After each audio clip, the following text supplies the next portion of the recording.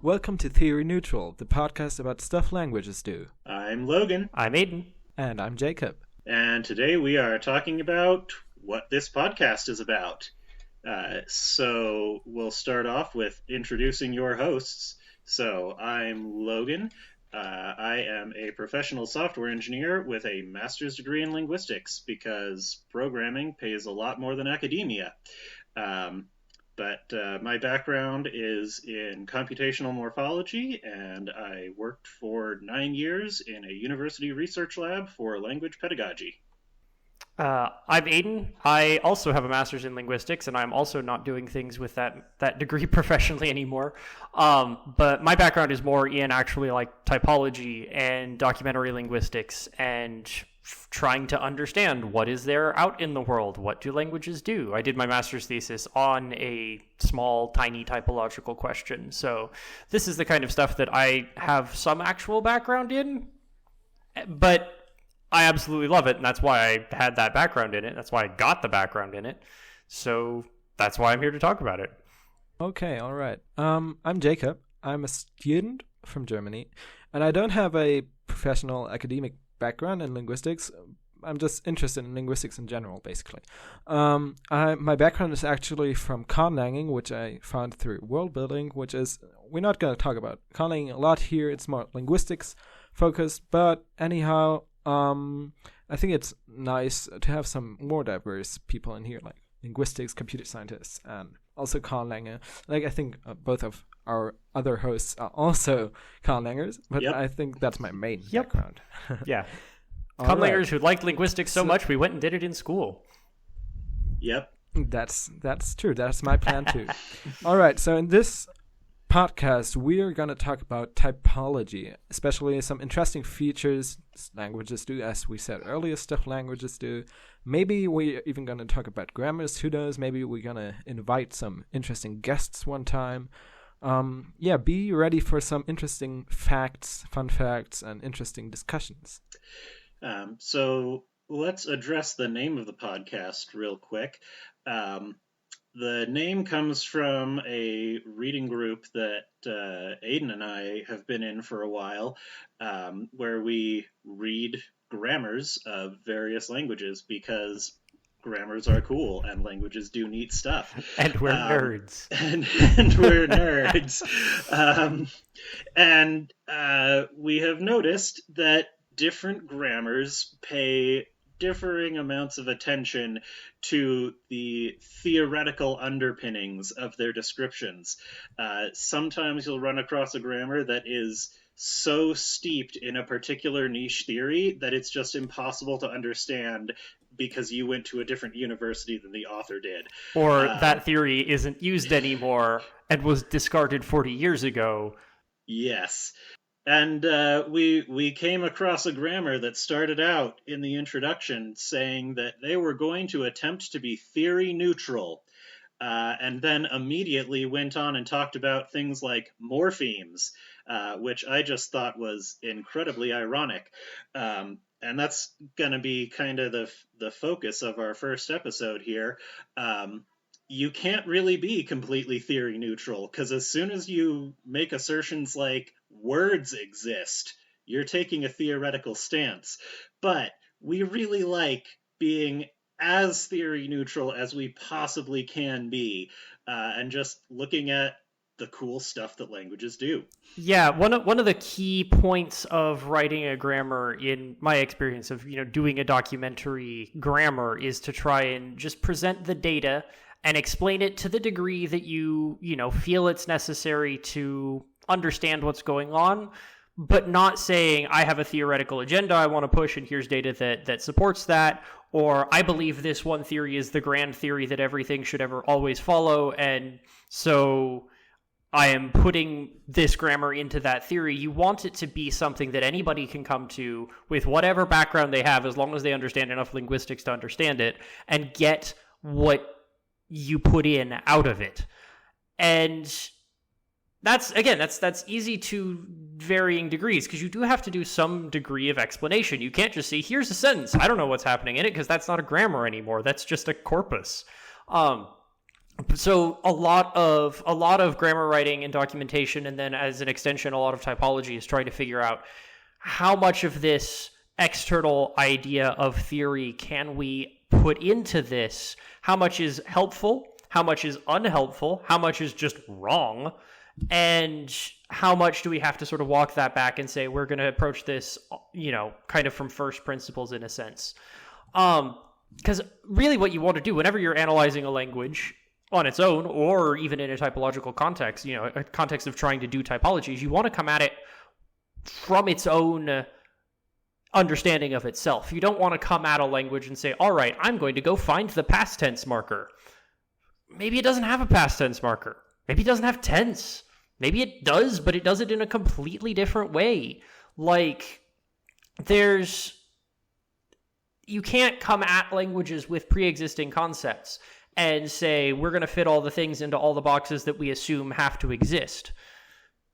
But on the flip side, there's a lot of boxes that are really helpful to think about cross-linguistically, like the idea of tense, like the idea of case, like the idea of a word, that you can't always necessarily go in and say, like, here's our language internal justification for why there's a word, but, like, if you don't have words, you can't really talk about anything. So it's complex. And it sort of goes to extremes where sometimes you can just sort of say, this is just a category that I'm just going to name off the bat, and then other times it's like, well, if you're like, for example, if you're doing tone, if you're analyzing a tone system in a language, you're going to have to use the framework of autosegmental phonology, and that's just going to have to be what it's going to have to be, because that is the only way that we have come across to make sense of tone at all, to the point that even if you're doing a tone analysis in another framework, like optimality theory, for example, you're going to be bringing in a whole lot of autosegmental terms, autosegmental ways of thinking,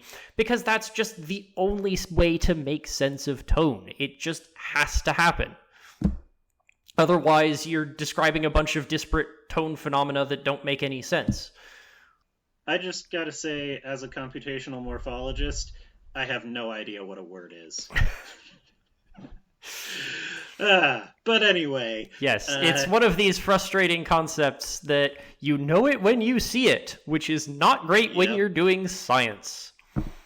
Yeah. There's also this very interesting distinction, which is supposedly theory-free, which is phonological versus morphological word, but that's already assuming a bunch of things. Yeah, exactly. Yep. So just to sort of sum up the point, like, there's only so much theory neutral you can be, because after a while things just become, everything just kind of falls apart. I mean, I guess it's kind of like in mathematics, where like not everybody is doing like number theory and basic logic. You're just taking those things for granted, and people are coming along and doing work with that, sure, but you don't have to necessarily do that if you're a mathematician.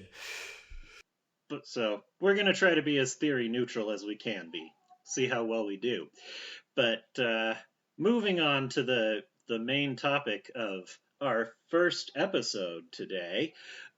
Today we are talking about parts of speech and how you can do typology without even assuming the existence of nouns, verbs, or adjectives ahead of time. With the help of the paper Parts of Speech Systems and Word Order, by... I will read the names. Kees Hengeveld, Jan Rijkhoff, and Anna Siewierska. I think I mostly got that. Thank you, Aiden, because I have no confidence that I can pronounce those correctly. I don't have a lot. That is very nicely pronounced, as you said those names. So yeah, we're going to start right away with the content of the paper. I'm going to give a brief overview. Basically, the paper is proposing a new way of classifying part of speech systems, which have been, as we said, nouns, adjectives, verbs, adverbs. They have already been kind of accepted into the whole descriptive linguists cookbook, basically, that they're one of the main parts, even though there are languages which do not really exhibit this clear-cut distinction. So that's actually what the paper is going to talk about. It's going to talk about how to divide these part of speech systems into a spectrum featuring around about seven types, but with some in between. Basically, it's a bit more complicated than those 7 types. But then it moves on to providing some hypotheses about how word order and part of speech systems interact and how they influence each other. We are going to focus here about on the first part, on the part of speech part, because we felt like that was actually a bit more interesting. The correlation with word order is pretty interesting too, but we decided to focus on that first part. So first of all, there's a really interesting table which basically tells you how to refer to those syntactic and syntactic slots and how to call them. Basically, what are the labels that are used in that paper specifically? And basically, you have the head and the modifier, which is pretty clear, and then the head of the predicate phrase and the head of the referential phrase, combined with the modifier of the predicate phrase and the modifier of the referential phrase. And then you have basically a 2x2 matrix with the head of the predicate phrase being the verb, because that's actually pretty self-explanatory. The noun is the head of the referential phrase, whereas the modifiers of those two are the manner, adverb, and the adjective respectively. So they talk about this approach of dividing part of speech into 3 types. And before we move on to that, we're actually going to talk about the data set, because that's pretty interesting. Yeah, too, I definitely wanted to draw some attention to the data set, because I definitely feel like a lot of the times, especially if you're coming at things as a non-typologist and trying to do, like, I don't know, computational studies or something, you can get data sets that you didn't really think too hard about and, you know, maybe aren't the greatest. This data set I think is pretty fantastic, in part because there are 2 Indo-European languages on this list. That's it. They are Polish and Hittite. There's no English, there's no French. Hittite's already kind of, definitely out there in terms of Indo-European languages. Yeah, there's no Italian, there's no French, there's no Spanish, there's no German, there's no English. Like, they're going out of their way to try and find, like, other languages that aren't just like the languages we're just used to basing all of our conclusions on, because they're the languages we think about all the time anyway. And instead of those, they've come up with a list of a bunch of really interesting languages from all different parts of the world, some of which have been long gone, like Hurrian and Sumerian, some of which are still fairly large. They have Japanese on the list, and that and Mandarin Chinese, Hungarian, those are some larger names on the list. They've got Georgian, that's fairly well known. But then they've got other stuff. They've got Etruscan, they've got Abkhaz, they've got Basque, they've got Kayardilt, which is a famous language off the coast of northern Australia that does all sorts of fun things. They've got Hispaniana from the Amazon, Guarani. They've got Tuscarora from the southeastern U.S. They've got Warao. They've got this huge variety of languages from all over the place, stuff from sub-Saharan Africa, not a whole lot of Bantu as well, to try and keep this data set from getting biased in any one direction. I think probably the most they have from any one family is 3 languages, maybe 4. So they've done a really good job of trying to keep all of this as wide as possible. So it's not like, well, 50 out of our 100 languages all do this way. And like, oh yeah, those 50 languages are all Indo-European because you weren't thinking too hard about your data set when you built it, kind of a thing. This is probably, for a data set that's, 30 or 40 languages, this is probably about as, wide a net as you could cast reasonably. I think they did a very good job of it. Indeed. And coming from a South American / Amazonian perspective, which is my main area of interest, it's actually pretty nice to see, for example, Hispaniana, as you said, and also Guarani. But interestingly, the classification, what do you call it, phylogeny of the languages they gave in that table is pretty interesting. It's very bad. I don't know. Yeah, it's some macro families that aren't really accepted that widely, like Amerind or Yeah. I don't know, Indo-Pacific. I've never heard of Yeah. that. It's Yeah. pretty interesting. Korean, Japanese, Ainu. Like, okay, Korean and Japanese, I get why you would put them together, even though it turns out that's not actually a thing. But, like, I have no idea why anyone who's ever seen Ainu would ever group it with Japanese. It's just totally different. All right. I was just gonna say about the phylogeny that it's basically very messy. That's what... that side of things is not super great, but like I don't think it really matters for this purpose, because even if you put a decent phylogeny on this, you've still got a wonderfully varied set of actual languages to be looked at. That's true, and I think that's also the point where you should focus on, because who cares about some diachronic notions in the background of this paper when it's not even about... Like, the paper is not about classifying those languages, it's just about stuff that happens in these languages, and for that, it's actually doing a pretty good job. Yeah, I mean, it's important to not just be like, oh, actually, half the paper is all from one family, it turns out. They were just wrong about it, but, like, that's not actually really the diversity here, yeah. The diversity is definitely the most important part about that. Yeah. So, getting into the meat then, I want to come back to this figure 1 real quick on the way to the big table, just to point out that they are using the words verb and noun and adjective in this 4-part table, along with man or adverb, not as pre-existing categories that they are trying to find definitions for, but rather they're using them as labels, convenient labels for their own definition of a thing that they see happening. Yes, and this thing that they see happening is on sort of what I would describe as a more fundamental level. Yeah. It's coming from some of the basic logical principles of how human languages work. Like, you have this head modifier dichotomy that is just like a property of language, basically.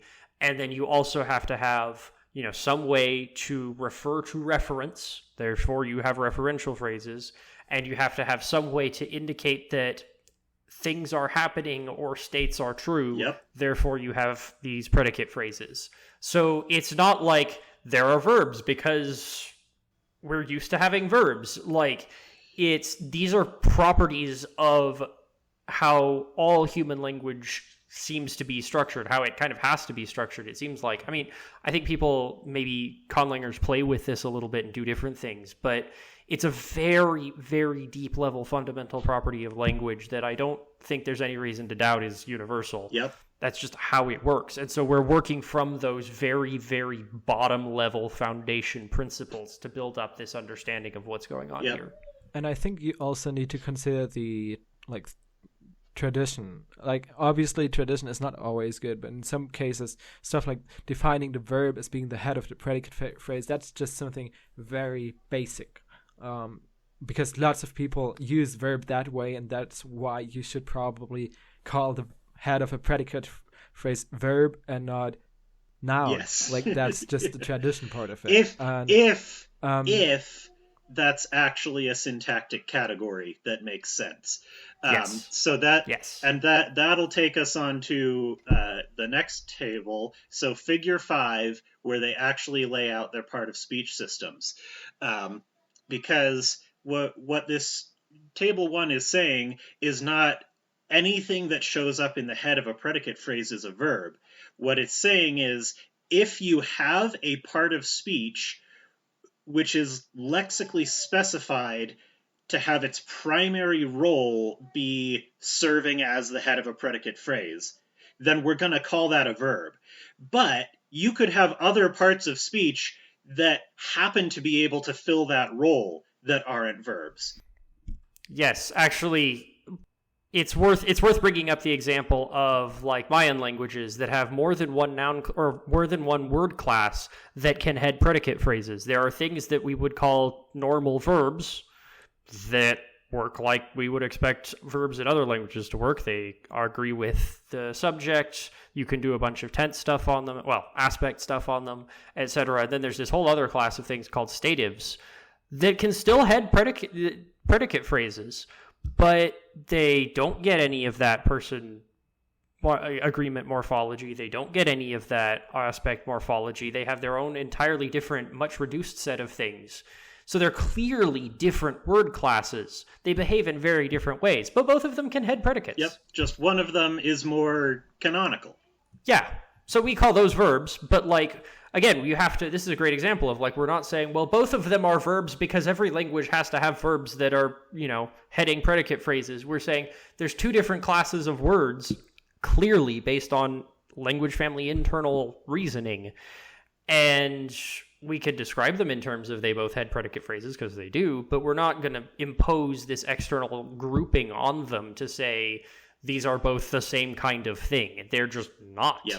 Yeah, and reminds me of the situation in many, actually quite a bunch of native North American languages, like especially from the Salish family, where you have like the whole concept of like predicate, and like also reminds me of the example from Tuscarora, where you have like a verb which through additional morphology can actually act as like all other types, which is actually pretty cool. Like when I saw that example from Tuscarora, the boy looked at the goat, and it's basically literally it just means he's young, he looked at it, it stinks, which is super interesting and super nuanced. Yep. And also the notion of like, I think we're going to talk about that later, but the notion of I'm not going to try to omnipredicativity from omnipredicativity. Yes. Thank you. We can cut that. That one from Dawak, which is like super cool.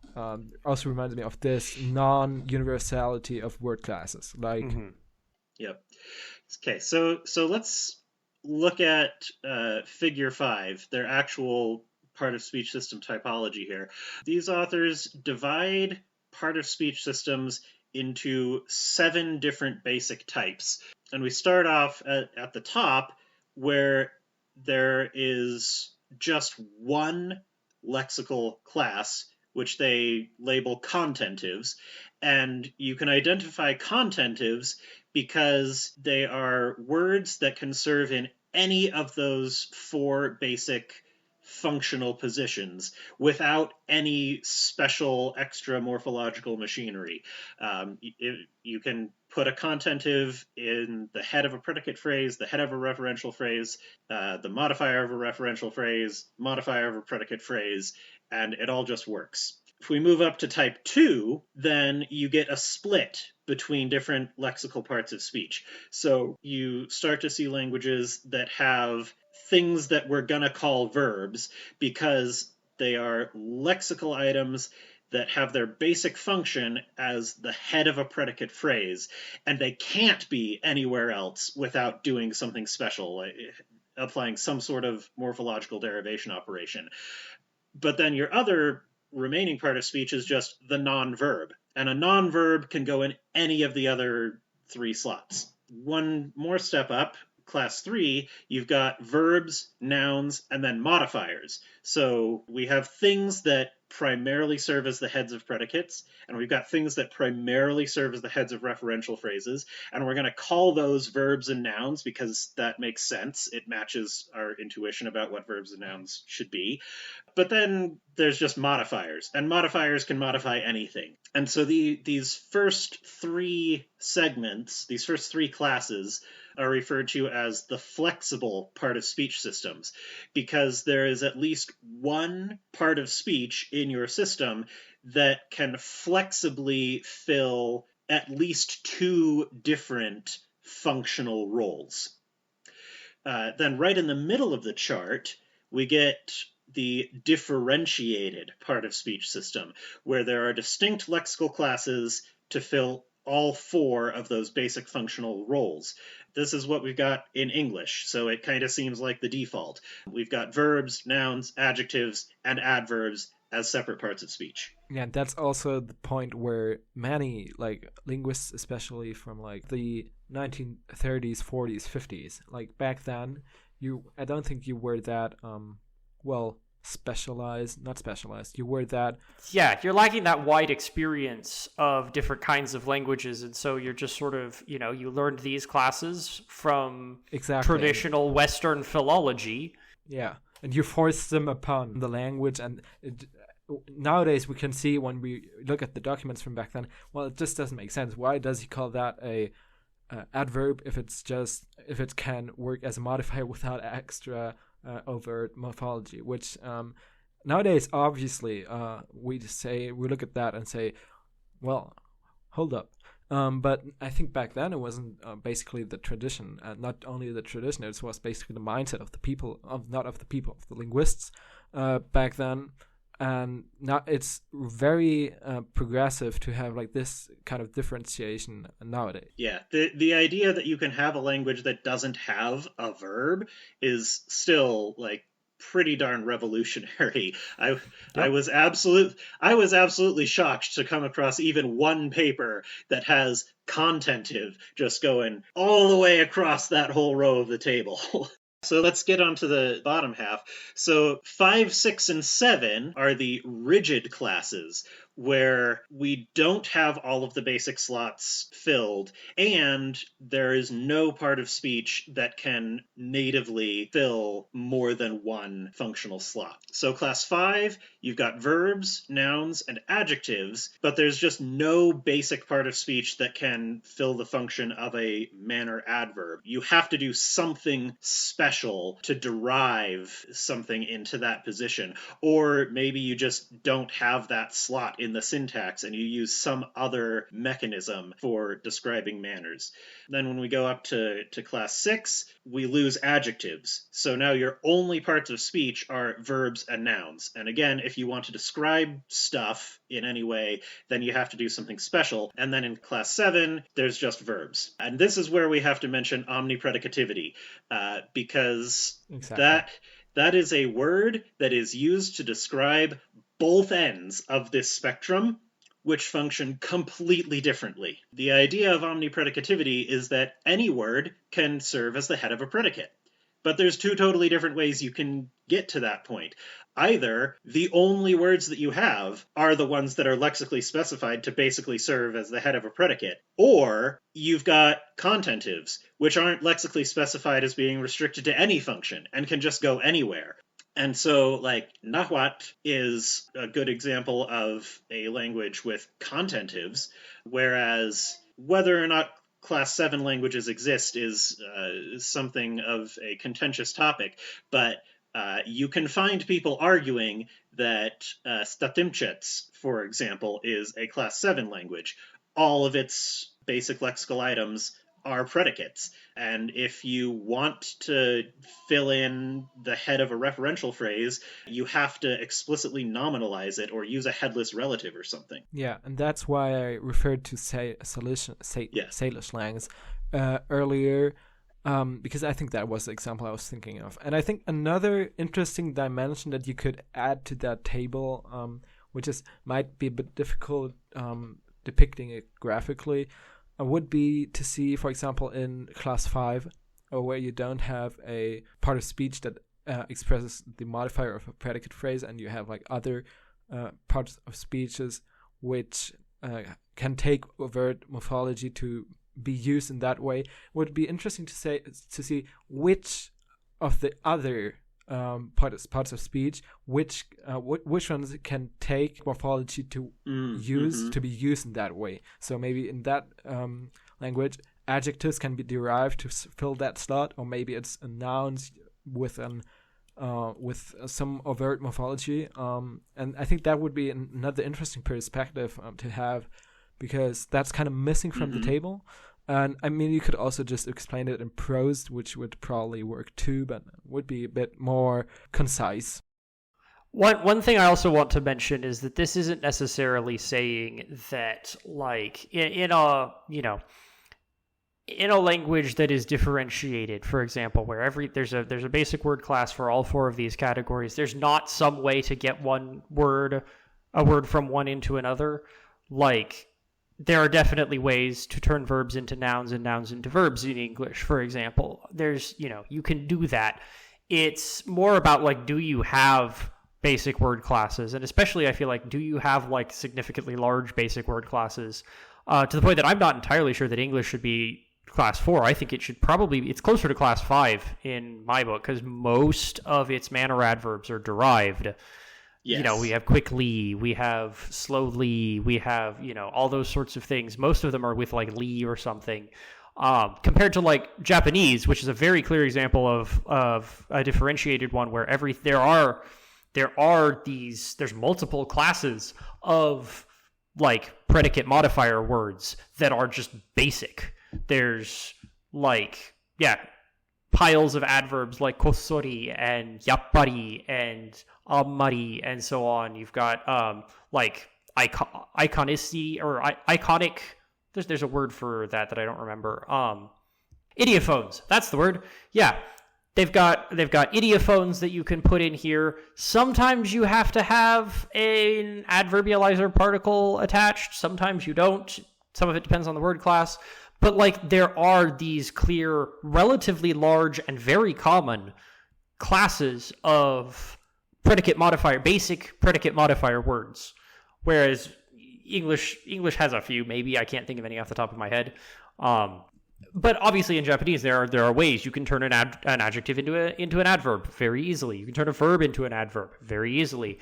It's just that you have these basic word classes that fill these roles by default, rather than they have to come from somewhere else, like languages further down the table, like 5 and 6. Also, the point of like zero derivation and zero conversion, I think that was what you were mentioning earlier in English, where we have like, I don't know, do you have a nice example of zero conversion right now? Because I can't think of any. I just verbed that noun. Oh. Verbing weirds language, in the words of Calvin and Hobbes. Mm-hmm.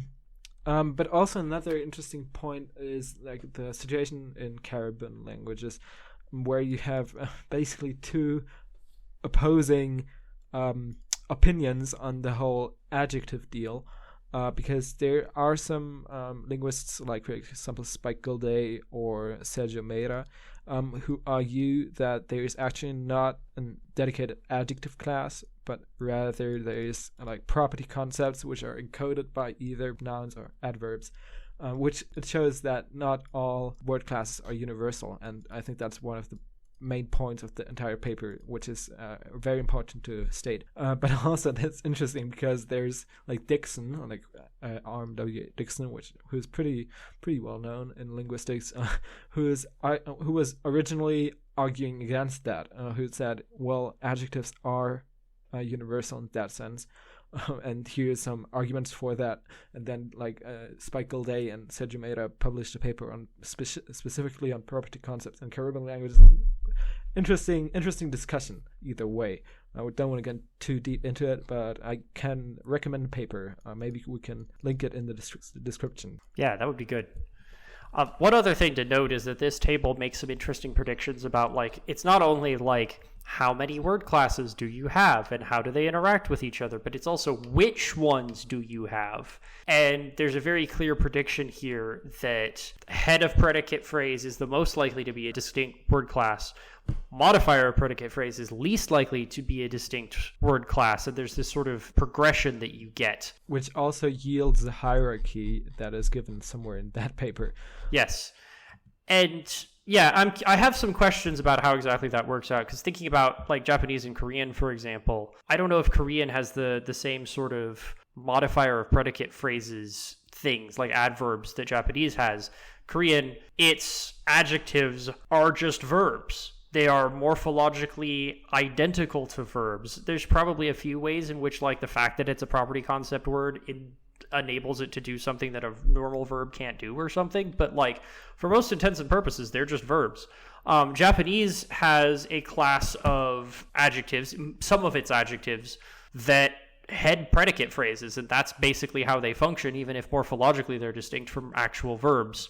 So I guess it does have its own class of adjectives, so I guess you would still put it in 4. But I'd be interested to see if, like, Korean might be an example of a language that has manner adverbs as a basic class, but not adjectives as a basic class. I mean, obviously, any typology is kind of a guess in the end. There's always a chance that you're going to find some language that just doesn't do that thing and just doesn't fit anywhere. And sometimes you say, oh, this upends our entire way of conceiving this. And sometimes you say, that one's just weird.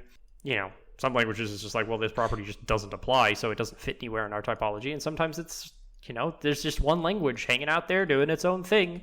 Definitely in my master's thesis, I had to set up a category for exactly one language. So, Yeah. you know, you do have those things. I also think what will be interesting to say regarding typology, more reference grammar structured around typology, which is obviously double the effort. Yes. Because you need to, document a language, which is alone a huge undertaking and a huge project. But if you also are able to incorporate typological tendencies and like how this language disproves that universal, whatever, that would be very interesting to read, in my opinion. I haven't seen lots of those. I've actually tried to implement it in a conlang, but I would love to see it in a natural language. Sometimes you get ones that will, you know, whoever's documenting this is really familiar with the language family or the linguistic area that this is from, and so they can put it in that kind of a context. But that's often just usually like a chapter at the beginning, like in the methodological background part. And I'd love to see something that is like throughout the document you just have subtle hints at like, okay, this according to the typology of whatever 2016, this language falls into the classification type of, I don't know, agent-oriented participles. And I no clue. But something like that, you know, that would be very, very interesting. Absolutely. Cool to and it is, I mean, you're right, it is extra effort. I'm always of the opinion that, like, all linguists and all non-linguists should know more things about more languages and more things about, like, lesser-known languages. And, like, okay, sure, in a perfect world, it also takes a lot of effort to gain that knowledge. And, like, sometimes it's just not legitimately worth the effort. All right. Logan, you want to continue with the, with our script? Because we actually have a script. We just keep, taking some... We wander. It's fine. That's a good segue into talking about the intermediate part of speech types, because not all languages fall entirely into one of these 7 categories. You can end up kind of halfway in between. But the way that works is different in the flexible regime versus the rigid regime. So up in the flexible half of the classification system, you can have a situation where there are some words which are flexible and can fill multiple roles, and other words which are more finely divided. So maybe, you know, you have some non-verbs, but then you also have some just nouns and some just modifiers. So you would call that language type 2/3. But then on the rigid side, the way that they define intermediate classes is by whether a particular part of speech is open or closed. So, for example, if you have nouns but only a small closed class of nouns, then that might be categorized as a type 6/7 rather than just a 6 or just a 7. If you had no nouns, it would be clearly a 7. If you had an open class of nouns, it would be clearly a 6. But when you have a closed class, that's kind of in between. So that's how we get a little finer division of the scale. Yeah, I think a good way to think about that on both sides is, like, this is a language where, depending on the exact, like, lexeme you're trying to use, either it falls into one class or it falls into the other one. Yes. And then I wanted to talk a little bit about some of the examples that they give for classifying languages. I don't think we need to spend 15 minutes just reading out all of the example sentences in this paper, but it works better in print than in audio, for sure. Yeah, you can try to pronounce the I don't think I'm going to try to pronounce them. I'll just talk about why they're cool. Okay. Because that's fair. This distinction between warao quote-unquote adjectives and garo quote-unquote adjectives really helps to exemplify why it's useful to have this categorization system of part of speech types, because Warao is a language that is more traditionally described as having noun-like adjectives.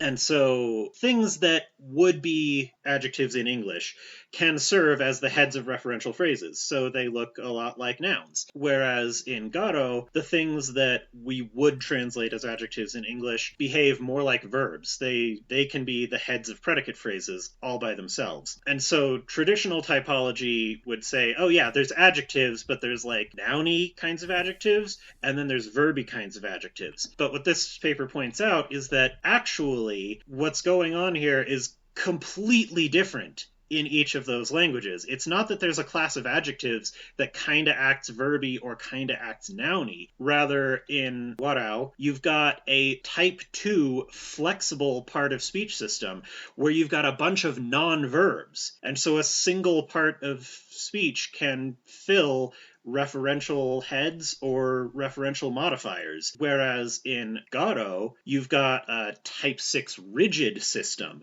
and there just aren't any adjectives. And so if you want to modify a noun, you have to use something like a relative clause. You can't just stick the thing that could also be a noun or could also be a verb into the modifier slot like you can in Warao. Instead, you have to do an extra syntactic operation to figure out how to fit a square peg into a round hole. Yeah, exactly. Yeah, and I think it would be very interesting to see the adjectives in Caribbean languages, as I mentioned before, thing. It would be interesting to analyze it using this sevenfold. Oh, basically, actually, it's probably more like 13-way division when you include all the in-betweens. Yeah, exactly. It would be interesting to analyze like the Caribbean system like that. I know there's Ishkariana, which is Carib, and also has that split as far as I know. There's Ishkariana in the data, but they don't cite any examples from it. It would be interesting to see the different Caribbean systems analyzed using that, which is obviously for me as a hobby Amazonianist would be something very cool. Maybe I'm gonna think about that in the future. Some interesting research ideas, perhaps. One other thing worth mentioning, I think, is that I don't know that this paper sort of provides a framework for this. I don't know that it mentions it specifically, but in the Ryukyuan languages that we've been reading grammars on recently in our grammar group, there is a sort of class of adjective roots that behaves differently from nouns and verbs, but those adjective roots never stand alone without some sort of morphology. You can compound them with nouns, but if you want to have them just modify a noun in a phrase, then you've got to turn them into a verb and then make that verb a relative clause. And if you want them to be a predicate head, they've got to turn them into a verb. There's always some sort of morphology that you have to stick on these roots. So I would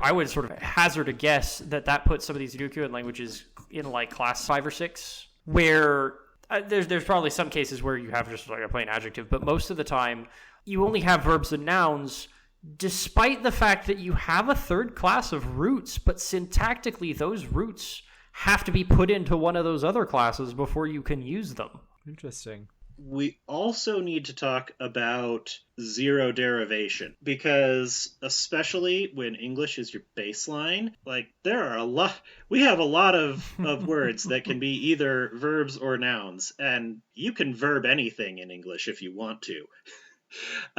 But does that mean that there's no distinction between verbs and nouns in English? Not really, because what's going on there is just a different process from having a single class of contentives.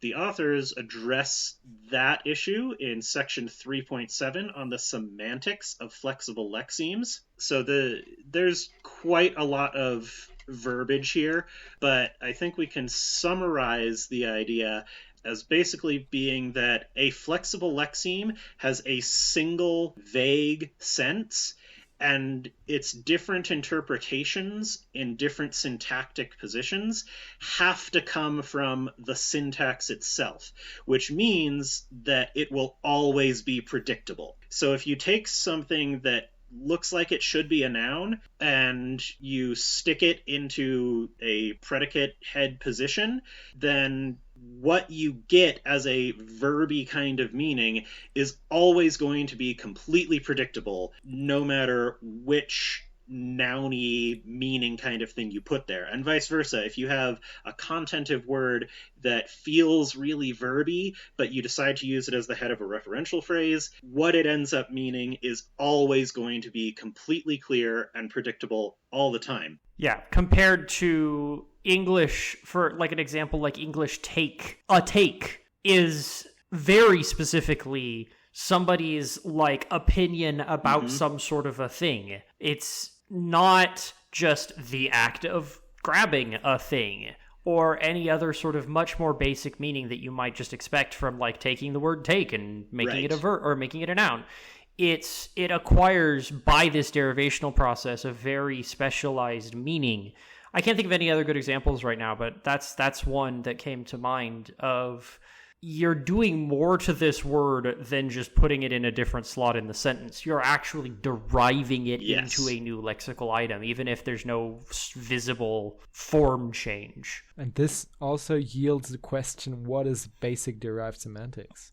Which is itself very hard to define too. Like, what semantic path is more basic than another semantic path? What kind of lexicalization is as another? That can be language specific. Like, the key point is not that there will be a universal derivation path that tells you what a nouny thing means when you use it as a verb, but rather that within a particular language, there will always be a predictable meaning. And that's what allows you to identify it as flexibility rather than as zero marked derivation.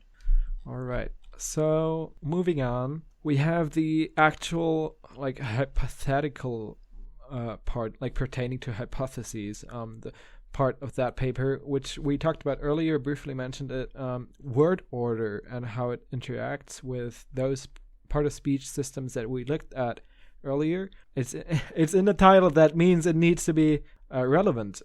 It's not that relevant for our episode today, but I'm still gonna briefly talk about it.